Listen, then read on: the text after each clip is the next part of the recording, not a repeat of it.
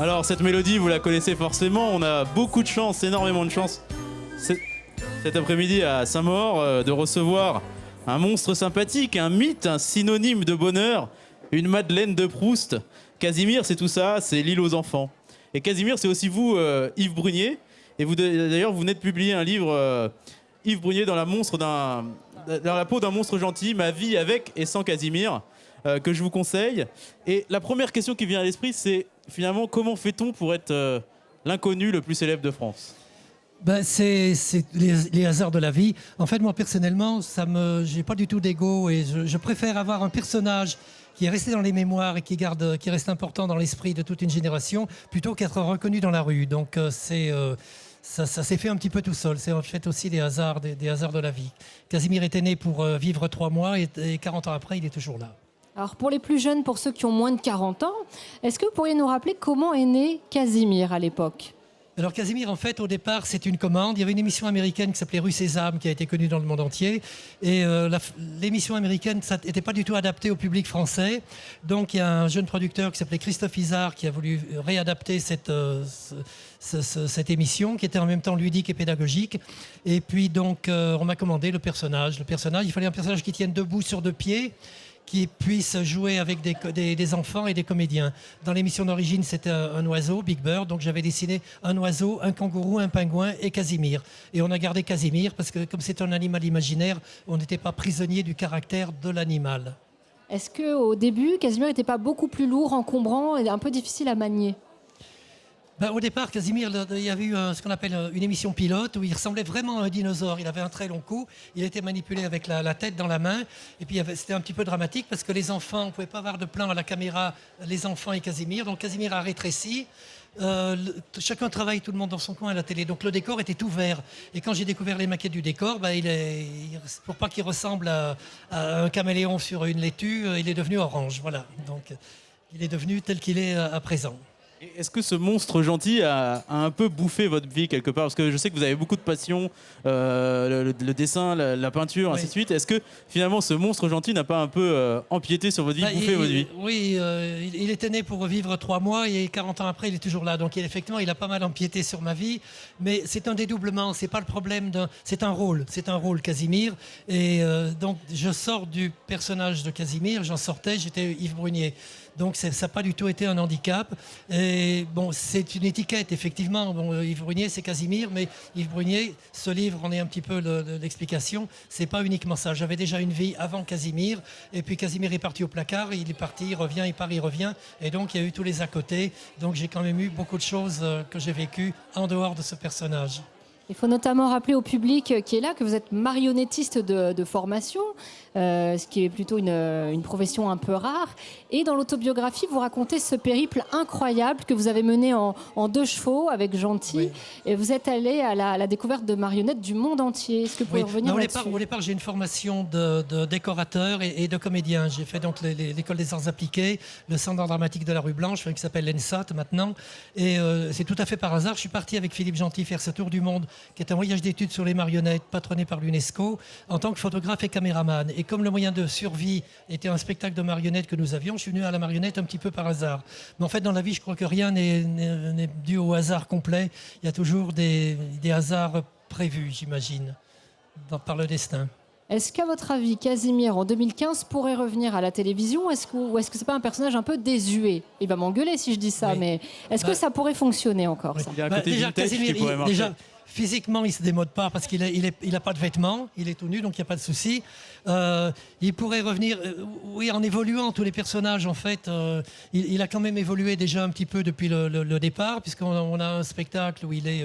Casimir, c'est un personnage qui, en même temps, qui fait le lien entre le passé et le présent. C'est un personnage de fiction qui est passé dans la réalité. Et il pourrait revenir, mais probablement plus sous une forme de 3D, plutôt que tel qu'il est...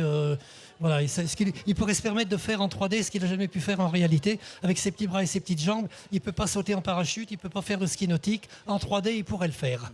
Voilà. Alors Arnaud Magnier, pour vous, ça représente quoi Casimir ? Quelle est votre relation à Casimir ? Alors Casimir, c'est surtout une histoire de souvenirs d'enfance. Depuis 40 ans, on a grandi avec lui, il nous a bercés, et puis on l'a vu à la télé, on a grandi avec lui. Et puis Maintenant, nous sommes devenus grands, mais il est toujours là. Il n'a pas changé, nous oui, mais bon, il est toujours bien présent. C'est un doudou géant qu'on peut rencontrer dans les salons comme aujourd'hui. Et effectivement, quand on est parti dans l'aventure de nos amis Casimir... Voilà, les années Casimir que vous pouvez trouver ici aujourd'hui. Oui, exactement. Oui. Et c'est un travail de 15 ans de recherche où on a voulu partir à la rencontre de tout le monde et parler de ce phénomène. C'est vraiment un phénomène de société. On l'a vu encore tout à l'heure, tout le monde se souvient du générique sans avoir besoin de réviser.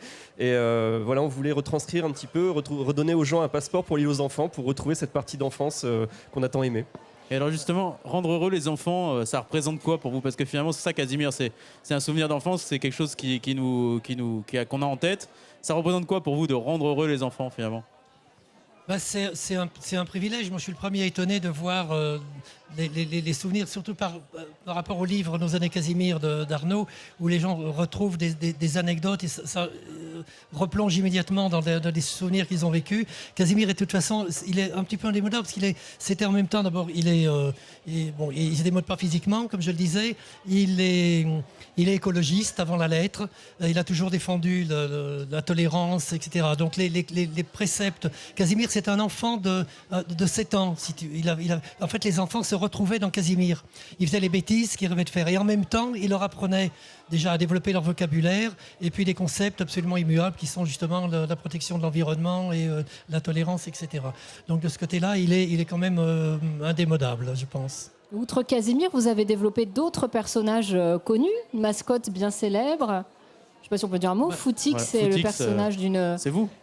Oui, il y a eu à peu près une bonne centaine de personnages. D'abord d'autres émissions, les séquences intercalaires de l'émission qui a suivi, qui s'appelait Le village dans les nuages, qui a touché une génération un petit peu plus jeune, mais qui a duré beaucoup moins longtemps que Casimir. Et puis les personnages pour la publicité, etc. Donc voilà, je me suis un petit peu adapté. Mais moi, je voudrais préciser que ce livre-là est un travail absolument... Je suis admiratif du travail d'Arnaud Magnier et de Pierre-Alec Cibaud, parce que c'est vraiment un travail extraordinaire. Et ils m'ont fait découvrir des choses que moi-même j'avais pratiquement oubliées, des produits, il y a eu énormément de produits dérivés à l'époque, de choses que j'ai découvertes grâce à eux. Et ce livre est vraiment un travail énorme. Et pour vous, il représente quoi justement ce phénomène de société? Qu'est-ce que ça raconte en fait, ce phénomène de société de Casimir? Oui, c'est intéressant de le voir comme ça parce qu'effectivement, ça retranscrit les années 70 et 80, vu que Casimir est resté quand même 8 ans à l'antenne chaque jour. C'était la plus grande babysitter des enfants, la plus connue de France. Hein, et c'était un programme validé par les mamans, par les papas, les grands-parents. Et quand on rentrait de l'école, tout le monde s'est précipité. Il faut remettre dans le contexte, effectivement, où dans les années 70, de plus en plus de femmes travaillaient, donc étaient de moins en moins à la maison, et Casimir a pris cette place, et il y avait que 3 chaînes à la télé aussi, donc Casimir était vraiment emblématique de cette époque, et je pense que c'est ça qu'on a voulu aussi dire dans notre livre, c'est que on a grandi, il y a vraiment une génération ou plusieurs générations casimiresques, et c'est plutôt pas mal aujourd'hui avec toutes ces couleurs orange, ça nous fait du bien, une fois devenu adulte, ça fait plaisir de se retrouver là-dedans. Voilà. Ben oui, les enfants rentraient de l'école, il y avait les devoirs, le goûter Casimir. Et la popularité de Casimir, elle vient du fait qu'effectivement, il y a eu 8 ans d'émission. L'émission devait durer 3 mois, puis elle a été prolongée d'année en année. C'est assez rare parce qu'en télé, c'est un petit peu comme en politique. C'est-à-dire quand un directeur de programme est nommé, il amène ses projets. Et curieusement, Casimir a survécu à 3 directeurs de programme. Il a duré 8 ans. Et puis, on m'aurait dit au départ que Casimir serait encore là, qu'il durerait 8 ans. Je me serais peut-être sauvé en courant à l'époque. Parce que j'avais une vie quand même très itinérante, qui se répartissait sur des domaines très différents. Et je suis le premier surpris que 40 ans après, il soit toujours là. Ouais, c'est un peu revenu dans les années 90, avec toutes ces soirées, Glooby-Boulga, etc. Vous y croyez quand c'est revenu ? Oui, alors au début, ça m'inquiétait un peu. Il y a ce qu'on appelait les adolescents, la kid génération, etc. Et il y avait eu des soirées qui s'appelaient les Glooby-Boulga Night, dans des zéniths de 4000 personnes qui hurlaient le nom de Casimir. Je ne comprenais pas très bien au départ, et c'était impressionnant. Et en fait, ça se justifie, ça se comprend parce que justement, il n'y avait que 3 chaînes. Maintenant, les enfants, ils ont les jeux vidéo, Internet, 160 chaînes. Donc, c'est vraiment la génération télévision, l'époque de Casimir. Et quand vous disiez tout à l'heure, Casimir, c'était la protection de l'environnement, ainsi de suite, quelles sont aussi les autres valeurs qui, pour vous, étaient portées par Casimir, portées par ce dessin animé? C'était Casimir, d'abord, il y avait il n'y avait pas des sujets tabous, mais avec Casimir, on ne parlait pas, évidemment, pas de sexualité, pas de politique, pas d'argent, très peu de la famille, parce qu'on s'adressait beaucoup à les enfants de familles recomposées, etc. Donc, mais malgré tout, les valeurs, c'était d'abord la tolérance, la compréhension de l'autre. Tout se réglait par les mots.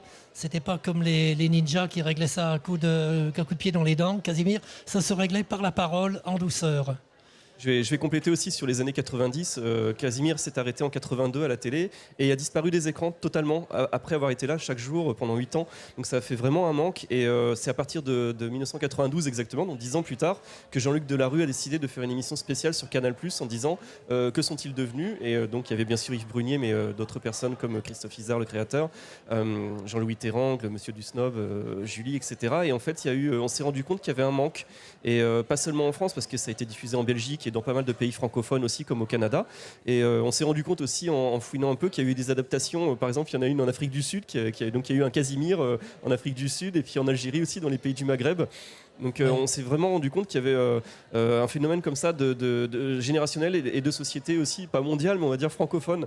Et ça a créé ce manque. Donc voilà, dans les années 90, tout le monde était content de revenir faire la fête avec Casimir. Oui, en Algérie, il avait été rebaptisé, il s'appelait Merzouk. Et donc il y a eu assez peu d'épisodes. Et puis il y a eu l'Afrique du Sud. Mais enfin, c'est resté quand même essentiellement un personnage pour les pays francophones. Et malgré tout, quand vous avez quitté le costume de Casimir, est-ce qu'il n'y a pas eu un grand vide, un côté un peu Dr Jekyll et Mr Hyde chez vous qui vous a pris à ce moment-là? Non, pas du tout, parce que déjà sur la dernière année de Casimir, on préparait l'émission suivante qui s'appelait Le village dans les nuages, où il y avait toute une famille là qui était des extraterrestres, qui avaient des liens de parenté avec Casimir un petit peu physiquement. Et puis plein d'autres émissions qui ont enchaîné. Et puis j'ai toujours eu d'autres activités en parallèle dont je parle entre autres dans mon livre. Moi je me suis occupé beaucoup d'art contemporain, j'étais en même temps photographe, j'ai refait de la photo, etc. Donc j'ai fait des tas d'autres choses. Et j'imaginais pas d'ailleurs que Casimir reviendrait. Quand il est parti, pour moi c'était définitif. Et alors ça vous fatigue pas finalement qu'on vous parle toujours de Casimir? Non, non, parce que c'est 40 ans dans une vie, c'est énorme. Mais ça me gêne pas parce qu'il y a d'autres centres d'intérêt, il y a d'autres choses que je raconte dans ce livre. J'avais déjà une vie avant Casimir. Et puis moi je pense qu'il n'y a pas de hasard complet dans la vie. Il y a toujours des choses qui font que les choses doivent se passer comme elles se passent. Il n'y a pas de... Et voilà, donc c'est... Et outre l'autobiographie, est-ce que vous avez d'autres projets là en développement, des choses complètement différentes ou... Actuellement, oui. Actuellement, donc là, Casimir, c'était un petit peu compliqué parce que c'est réparti. Il y a ce qu'on appelle les droits du personnage qui sont passés un petit peu. Il y a eu les droits commerciaux de main en main. Les choses sont beaucoup plus claires maintenant. Il y a une possibilité. Donc, il y a une des séquences intercalaires, par exemple, qui s'appelait Gribouille, qui vient d'être retournée, réadaptée, un mélange de prise de vue réelle et de 3D, qui est un truc absolument magnifique. Et ben, il y a un petit peu ce projet, cette ambition de vouloir faire revenir Casimir un petit peu sous cette forme. On souhaite en tout cas longue vie à Casimir. Merci beaucoup Yves Brunier d'avoir été avec nous. Merci. Merci. Merci à tous. Merci. Et merci à Casimir.